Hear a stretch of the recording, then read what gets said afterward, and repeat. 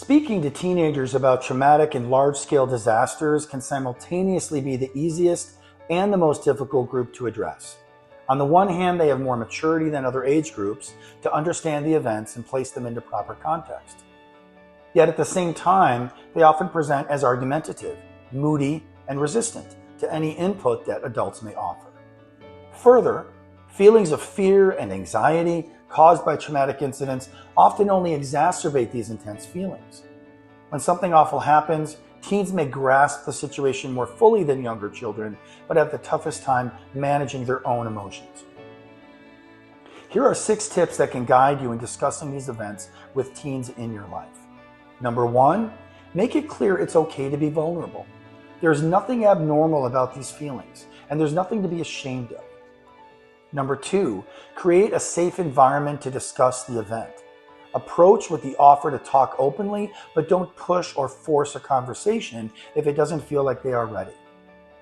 Number 3, emphasize the wide range of emotions that may be experiencing and explain how this is perfectly normal. Number 4, participate in community events together, such as memorials, vigils, or awareness walks. In a recent response to a hurricane, my 16-year-old daughter accompanied me to a local large retail store to buy a truck full of much-needed supplies, which we brought to a regional relief center. Number 5, encourage limiting exposure to social or traditional media. Too much exposure to the event can create a negative and obsessive cycle downward where the teen cannot stop worrying and thinking about the events.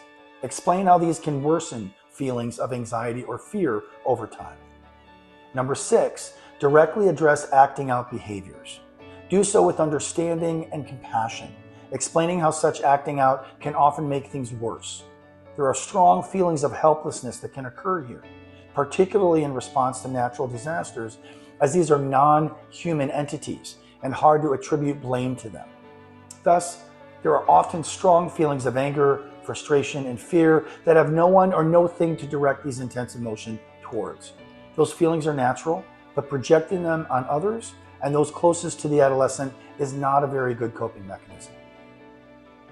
I hope you find these tips helpful as you support the teens in your life and help them foster resilience.